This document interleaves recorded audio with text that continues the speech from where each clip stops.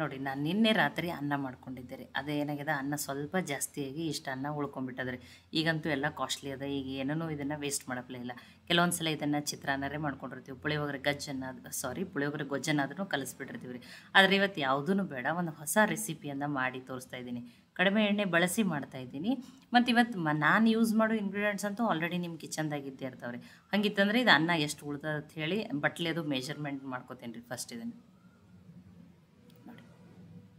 ಇದು ರಾತ್ರಿ ಮಿಕ್ಕಿರೋ ಅನ್ನ ಅದ. ಇಲ್ಲ ನೀವು ಫ್ರೆಶ್ ಆಗಿರೋ ಅನ್ನನೇ ಅದಂದ್ರೆ ಅದರಲ್ಲೇ ಮಾಡ್ಕೊರಿ, ಅಥವಾ ನೀವು ಡೈಲಿ ಮನೆಯಲ್ಲಿ ಯಾಕೆ ಯೂಸ್ ಮಾಡಿ ಅನ್ನ ತೊಗೋತಿರಲ್ಲ ಅದೇ ಅನ್ನನೇ ತೊಗೊಂಡು ಮಾಡ್ಕೊರಿ, ನಡೀತದೆ.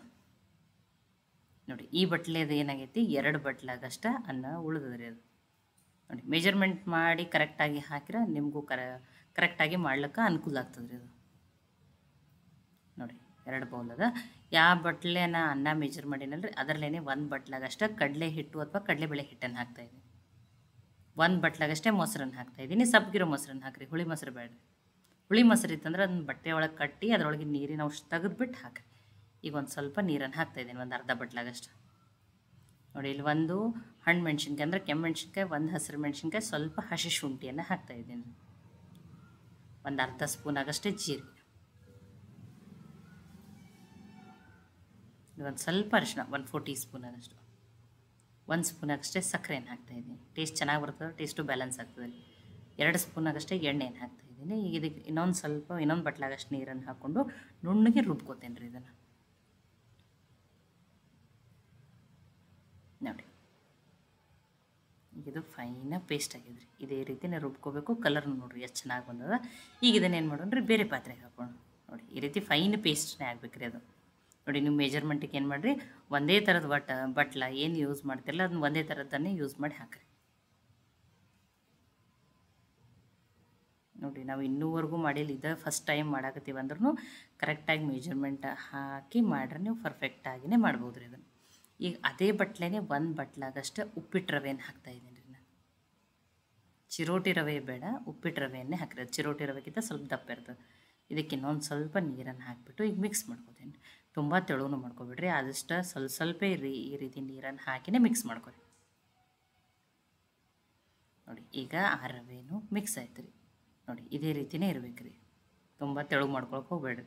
ಈಗ ಇದು ನೆನೆಲಿ ರೀ, ಒಂದು 10 ನಿಮಿಷ ರವೆ ನೆನೆಲಿ. ಇದಕ್ಕೊಂದು ಬೆಸ್ಟ್ ಕಾಂಬಿನೇಷನ್ ಚಟ್ನಿಯನ್ನು ಮಾಡಿ ತೋರಿಸ್ತಾ ಇದ್ದೀನಿ ರೀ.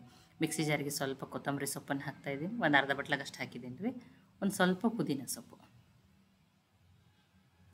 ನೋಡಿ 1 ಮೆಣಸಿನ್ಕಾಯಿ, ಸ್ವಲ್ಪ ಹಸಿ ಶುಂಠಿ, ಒಂದು 4 ಬೆಳ್ಳುಳ್ಳಿ ಹೆಸರು, ಒಂದು 2 ಸ್ಪೂನ್ ಆಗಷ್ಟೇ ಮೊಸರನ್ನು ಹಾಕ್ತಾಯಿದ್ದೀನಿ. ರುಚಿಗೆ ತಕ್ಕಷ್ಟು ಒಂದು ಸ್ವಲ್ಪ ಜೀರಿಗೆ ಪುಡಿ ಹಾಕಿದ್ದೀನಿ, ಒಂದು ಅರ್ಧ ಸ್ಪೂನ್ ಆಗಷ್ಟು. ಇದು ಹುರಿದಿರುವ ಜೀರಿಗೆ ಪುಡಿ. ಈಗ ಉಪ್ಪನ್ನು ಹಾಕೀನಿ ರೀ. ಒಂದು 2 ಸ್ಪೂನ್ ಆಗಷ್ಟೇ ನಾನು ಇಲ್ಲಿ ಏನು ಮಾಡ್ಕೊಂಡಿದ್ದೀನಿ, 0 ಸೈಜ್ ಶೇವನ್ನು ಹಾಕೀನಿ ರೀ, ಟೇಸ್ಟ್ ಚೆನ್ನಾಗಿ ಬರ್ತದೆ ಅಂತೇಳಿ. ಅವು ಸಣ್ಣ ಶೇವ್ ಏನು ಚಾಟ್ಸ್ ಯೂಸ್ ಮಾಡೋಕೆ ಮಾಡ್ತೀವಲ್ಲ, ನೋಡಿ ಚಟ್ನಿ ರೆಡಿ ಆಗಿದೆ. ಎಷ್ಟು ಚೆನ್ನಾಗಿ ಕಲರ್ ಬಂದದ್ದು ನೋಡಿ. ಇದು ಇದ್ರ ಜೊತೆ ಅಷ್ಟೇ ಅಲ್ಲ, ನೀವು ಯಾವುದೇ ರೀತಿ ಚಾಟ್ಸ್ ಮಾಡ್ರೂ ಸ್ನ್ಯಾಕ್ಸ್ ಜೊತೆನೂ ಈ ಚಟ್ನಿ ಬೆಸ್ಟ್ ಕಾಂಬಿನೇಷನ್ ರೀ. ಇವನ್ ಇದು ಪರಾಟ ಜೊತೆನೂ ಚೆನ್ನಾಗಿರ್ತದೆ. ಒಂದು ಸಲ ಟ್ರೈ ಮಾಡಿ ನೋಡಿರಿ. ಈಗ ಇದನ್ನು ಸೈಡಿಗೆ ಇಟ್ಟೇನಿ ರೀ.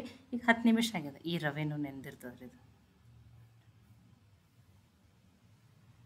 ನೋಡಿ ಇನ್ನೊಮ್ಮೆಲ್ಲನೂ ಮಿಕ್ಸ್ ಮಾಡ್ಕೊಂಡೇನಿ ರೀ. ರವೆನೂ ಚೆಂದಂಗೆ ನೆಂದದ ರೀ.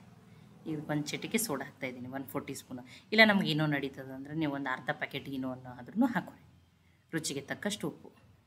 ಇಲ್ಲ ನಮಗೇನೋ ಹೆಲ್ತಿ ಒಳ್ಳೆಯದಲ್ಲ ಅಂದ್ರೆ ಸೋಡಾ ಹಾಕೋರಿ.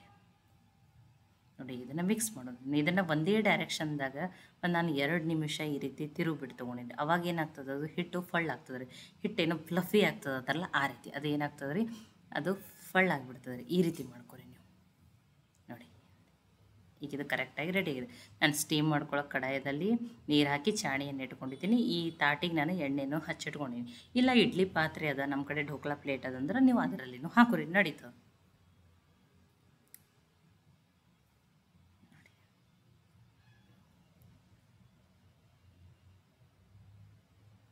ಈಗ ಇದನ್ನು ಹಾಕ್ಕೊಂಡಿದ್ದೀನಿ. ನಿಮಗೆ ಯಾವ ರೀತಿ ಅನುಕೂಲ ಐತಲ್ಲ ಆ ರೀತಿ ನೀವು ಸ್ಟೀಮ್ ಮಾಡ್ಕೊರಿ, ಅಥವಾ ಸಣ್ಣ ಸಣ್ಣ ಬಟ್ಲ್ ಒಳಗೆ ಹಾಕಿಬಿಟ್ಟು ನೀವು ಸ್ಟೀಮ್ ಮಾಡ್ಕೋಬೋದು ರೀ. ಈಗ ಇದನ್ನು ಮೀಡಿಯಮ್ ಫ್ಲೇಮ್ದಲ್ಲೇ ಮುಚ್ಚಿನೇ 10 ನಿಮಿಷ ಸ್ಟೀಮ್ ಮಾಡ್ಕೋತೀನಿ ರೀ. 10 ನಿಮಿಷ ಆದಮೇಲೆ ತೋರಿಸ್ತಾ ಇದ್ದೀನಿ. ನೋಡಿರಿ ಚೆನ್ನಾಗಿ ಹಿಟ್ಟ ಕೈಗೂ ಅಂಡ್ಕೊಳಕತ್ತಿಲ್ಲ. ಈಗ ಇದೊಂದು ಚೂರು ಆರಲಿ ರೀ. ಆರಿದ್ಮೇಲೆ ನಾನು ನಿಮ್ಗೆ ಕಟ್ ಮಾಡಿಬಿಟ್ಟೇನು ತೋರಿಸ್ತೀನಿ. ನೋಡಿರಿ ಎಷ್ಟು ಚೆನ್ನಾಗಿ ಬಂದದ್ದು ನೋಡಿರಿ. ಈಗ ಇನ್ನೊಂದು ಸ್ವಲ್ಪ ಬಿಸಿ ಆದ್ರಿ. ನೋಡಿ ಎಣ್ಣೆ ಹಚ್ಚಿರ್ತೀವಲ್ಲ, ಇದೇನು ಅಂಟೋದಿಲ್ಲ, ತಾನಾಗೇ ಬಿಡ್ತದೆ ರೀ. ಸ್ವಲ್ಪನೇ ನೋಡಿರಿ ಈ ರೀತಿ ದಂಡಿ ಸೈಡ್ದಿಂದ ನೀವು ನೋಡಿರಿ ಎಣ್ಣೆ ಹಚ್ಚೋದ್ರಿಂದ ಎಷ್ಟು ಚೆನ್ನಾಗಿ ಬಿಡ್ತದೆ ನೋಡಿರಿ. ಎಷ್ಟು ಪರ್ಫೆಕ್ಟಾಗಿ ಬಂದದ್ದು ನೋಡಿರಿ. ಇದು ಅನ್ನದಿಂದ ಮಾಡಿರುವ ಡೋಕ್ಲಾ ರೀ ಇದು. ನೋಡಿರಿ ಎಷ್ಟು ಸಾಫ್ಟಾಗಿ ಬಂದದ್ದು ನೋಡಿರಿ, ಎಷ್ಟು ಚೆನ್ನಾಗಿ ಬಂದದ್ದು. ಈಗ ಇದನ್ನು ಕಟ್ ಮಾಡ್ಕೋತೀನಿ ರೀ. ನೋಡಿ ಇದರೊಳಗೆ ನಾನಿಲ್ಲಿ ನಿಮ್ಗೆ 2 ರೀತಿ ರೆಸಿಪಿಯನ್ನು ಮಾಡಿ ತೋರಿಸ್ತೀನಿ ರೀ. ಈಗ ಇದನ್ನು ಇಲ್ಲ ಅಂದ್ರೆ ನೀವು ಡೋಕ್ಲಾ ಥರನೂ ತಿನ್ಬೋದು. ನೋಡಿ ಎಷ್ಟು ಸಾಫ್ಟ್ ಅದು ಫ್ಲಫಿ ಇರ್ತೀವಲ್ಲ ಆ ರೀತಿ ಬಂದದ್ದು ನೋಡಿರಿ. ಈಗ ಕಟ್ ಮಾಡ್ಕೊಂಡ್ರಿ. ನೀವು ಯಾವ ರೀತಿ ಇಷ್ಟನೋ ಆ ರೀತಿ ಇದರಲ್ಲಿ ಮಾಡ್ಕೋಬೋದು. ಅಥವಾ ಮಕ್ಕಳಿಗೆ ಲಂಚ್ ಬಾಕ್ಸಿಗೂ ಕೂಡ ನಿಮಗೆ ಯಾವ ರೀತಿ ಇಷ್ಟ ನೀವು ಆ ರೀತಿ. ಡೋಕ್ಲಾ ಇಷ್ಟಪಡ್ತಿದ್ರೆ ಈ ರೀತಿ ಮಾಡ್ಕೋಬೋದು. ನೋಡಿ ಡೋಕ್ಲಾ ಇಷ್ಟ ಅಂದರೆ ಈ ರೀತಿ ದೊಡ್ಡ ದೊಡ್ಡ ಪೀಸ್ಗಳನ್ನ ಕಟ್ ಮಾಡಿಬಿಟ್ಟು ನೋಡಿ ಇದಕ್ಕೆ ನಾನೇನು ಮಾಡ್ಕೊಂಡಿದ್ದೀನಿ, ಸಾಸಿವೆ, ಜೀರಿಗೆ, ಕರಿಬೇವು, ಮೆಣಸಿನ್ಕಾಯಿ, ಸ್ವಲ್ಪ ಹಿಂಗನ್ನು ಒಗ್ಗರಣೆ ಹಾಕಿಬಿಟ್ಟು ಮತ್ತು ನೀರು ಹಾಕಿ ಅದರಲ್ಲಿ ಒಂದು ಸ್ವಲ್ಪ ಶುಗರನ್ನು ಹಾಕಿ ಸಿರಪ್ ಮಾಡಿಕೊಂಡು ಆ ಡೋಕ್ಲಾಕ್ಕೆ ಹಾಕ್ತಾರಲ್ರಿ ಆ ರೀತಿನೂ ಮಾಡ್ಕೊಂಡಿದ್ದೀನಿ. ನೋಡಿ ಎಷ್ಟು ತೋರಿಸಿದ್ದೀನಿ, ಎಷ್ಟು ಸಾಫ್ಟಾಗಿ ಚೆನ್ನಾಗಿ ಬಂದ ನೋಡಿರಿ. ಈ ರೀತಿ ಒಗ್ಗರಣೆ ಹಾಕಿಬಿಟ್ಟು ನೀವೇನು ಮಾಡ್ಬೋದು, ಸರ್ವ್ ಮಾಡ್ಬೋದು. ನೋಡಿ ಅದು ಏನಾಗ್ತದೆ, ಆ ಶುಗರ್ ನೀರು ಹಾಕೋದ್ರಿಂದ ಆ ನೀರನ್ನು ಅಬ್ಸಾರ್ವ್ ಮಾಡ್ಕೊಂಡು ಇನ್ನಷ್ಟು ಸಾಫ್ಟ್ ಸ್ವೀಟ್ ಟೇಸ್ಟ್ ಚೆನ್ನಾಗತ್ತದ ರೀ. ನೋಡಿ ಈ ರೀತಿ ಪರ್ಫೆಕ್ಟಾಗಿ ಟೇಸ್ಟಿಯಾಗಿರುವಂಥ ಡೋಕ್ಲಾ ರೆಡಿ ಆಗ್ಯದ್ರಿ. ಇದು ಅನ್ನದಿಂದ ಮಾಡ್ಯದ ಅಂತ ಹೇಳಿ ಗೊತ್ತೂ ಸಿಗೋದಿಲ್ಲ. ನೋಡಿ ಇನ್ನೊಂದು ಥರನೂ ಮಾಡಿ ತೋರಿಸ್ತೀನಿ ಅಂತ ಹೇಳಿದ್ರೆ ಇನ್ನೊಂದು ಸ್ವಲ್ಪ ಉಳಿದಿದ್ದನ್ನು ಸಣ್ಣ ಸಣ್ಣ ಪೀಸ್ಗಳನ್ನು ಕಟ್ ಮಾಡ್ಕೊತೀನಿ. ನೋಡಿ ಈ ರೀತಿ. ಇಲ್ಲ ನಮ್ಗೆ ಸಾಫ್ಟ್ ಇಷ್ಟ ಇಲ್ಲ, ಸ್ವಲ್ಪ ಕ್ರಿಸ್ಪಿ ಬೇಕನ್ನೋರು ಈ ರೀತಿನೂ ಮಾಡ್ಕೋಬೋದು. ಇದಕ್ಕೆ ಪ್ಯಾನ್ಗೆ ನಾನು 1 ಸ್ಪೂನಾಗಷ್ಟು ಎಣ್ಣೆಯನ್ನು ಹಾಕ್ತಾಯಿದ್ದೀನಿ. ಎಣ್ಣೆ ಕಾಯ್ದ್ಮೇಲೆ ಒಂದು ಅರ್ಧ ಸ್ಪೂನಾಗಷ್ಟು ಸಾಸಿವೆ, ಅರ್ಧ ಸ್ಪೂನಾಗಷ್ಟು ಜೀರಿಗೆ ಹಾಕಿದ್ದೀನಿ, ಅರ್ಧ ಸ್ಪೂನಾಗಷ್ಟು ಸಾಸಿವೆ ಹಾಕಿದ್ದೀನಿ. ಸಾಸಿವೆ ಜೀರಿಗೆ ಫ್ರೈ ಆದಮೇಲೆ 1 ಮೆಣಸಿನ್ಕಾಯಿನ ಹಾಕಿದ್ದೀನಿ. ಇದು ಆಪ್ಷನಲ್, ನೀವು ಬೇಕಂದ್ರೆ ಹಾಕೋಬೋದು, ಇಲ್ಲ ಸ್ಕಿಪ್ನೂ ಮಾಡ್ಬೋದು. ಇಲ್ಲಿ ನೋಡಿ ನಾನು ಸ್ವಲ್ಪ ಕರಿಬೇವು ಸೊಪ್ಪು 1 ಸ್ಪೂನಾಗಷ್ಟೇ ಬಿಳಿ ಎಳ್ಳನ್ನು ಹಾಕಿದ್ದೀನಿ ರೀ. ಅದು ಏನೋ ಕ್ಲಿಪ್ಪು ಮಿಸ್ ಆಗಿದೆ ರೀ ಅದು. ನೋಡಿ ಎಳ್ಳು ಹಾಕಿಬಿಟ್ಟು ಆ ಕಟ್ ಮಾಡಿರುವಂಥ ನೋಡಿ ಆ ಪೀಸ್ಗಳನ್ನೂ ಹಾಕಿದ್ದೀನಿ. ಈಗ ಮಿಕ್ಸ್ ಮಾಡ್ಕೊಂಡಿದ್ದೀನಿ ರೀ. ಇಲ್ಲಿ ನೋಡಿ ನಂದು ಏನೋ ಕ್ಯಾಮ್ರಾದಲ್ಲಿ ಅದು ರೆಕಾರ್ಡ್ ಮಿಸ್ ಆಗಿದೆ ರೀ ಒಂದು ಕ್ಲಿಪ್ಪು. ಈಗ ಇದರಲ್ಲಿನೂ ನಾನು ಪಾವ್ ಭಾಜಿ ಮಸಾಲನ್ನು ಹಾಕ್ಕೊಂಡಿದ್ದೀನಿ. ನೀವು ಇಲ್ಲಂದ್ರೆ ಸಾಂಬಾರು ಪೌಡ್ರನ್ನಾದರೂ ಹಾಕೋಬೋದು, ಪೆರಿ ಪೆರಿ ಮಸಾಲನೂ ಹಾಕೋಬೋದು, ಮ್ಯಾಗಿ ಮ್ಯಾಜಿಕ್ ಮಸಾಲನೂ ಹಾಕೋಬೋದು. ಯಾವುದಾರು ಒಂದು ನಿಮಗೆ ಇಷ್ಟ ಆಗಿರುವಂಥ ಫ್ಲೇವರನ್ನು ಮಾಡಿಬಿಟ್ಟು ಮಿಕ್ಸ್ ಮಾಡಿ ಈ ರೀತಿ ನೋಡಿರಿ ಒಂದು ಸ್ವಲ್ಪ ಹೊತ್ತು ಅದನ್ನೇನೋ ರೋಸ್ಟ್ ಮಾಡ್ರಂದ್ರೆ ಅವಾಗ ಮ್ಯಾಲಿನ ಲೇಯರ್ ಕ್ರಿಸ್ಪಿಯಾಗಿ ಟೇಸ್ಟ್ ಚೆನ್ನಾಗಿ ಬರ್ತದೆ ರೀ. ನೋಡಿ ಅದು ಕ್ಲಿಪ್ಪು ಮಿಸ್ ಆಗಿದ್ದಕ್ಕೆ ಸಾರಿ ರೀ, ಅದೇನೋ ಆಗ್ಯದ, ಅದು ರೆಕಾರ್ಡೇ ಆಗಿಲ್ಲ ರೀ ಅದು. ಲಾಸ್ಟಿಗೆ ಒಂದು ಸ್ವಲ್ಪ ಕೊತ್ತಂಬರಿ ಸೊಪ್ಪನ್ನು ಹಾಕ್ತಾಯಿದ್ದೀನಿ. ನೋಡಿ ಇದು ಕ್ರಿಸ್ಪಿ ಇಷ್ಟಪಡೋರು ಈ ರೀತಿನೂ ಮಾಡ್ಕೋಬೋದು. ನಾನು ಪಾವ್ ಭಾಜಿ ಮಸಾಲನ ಹಾಕಿದ್ದೀನಿ ರೀ. ನೋಡಿ ಇದೊಂಥರ ರೆಡಿ ಆಗಿದೆ. ಈಗ ಇದನ್ನು ಪ್ಲೇಟಿಗೆ ಹಾಕೋತೀನಿ. ನೋಡಿ ನಾನು ಒಂದೇ ಅದರಲ್ಲೇ 2 ರೀತಿ ರೆಸಿಪಿಯನ್ನು ಮಾಡಿ ತೋರಿಸಿದ್ದೀನಿ. ನೋಡಿ ಹೊರಗಡೆಯಿಂದ ಕ್ರಿಸ್ಪಿ, ಒಳಗಡೆಯಿಂದ ಸಾಫ್ಟ್. ನೋಡಿ ತುಂಬಾ ಸಾಫ್ಟಾಗಿ ಬಂದವು.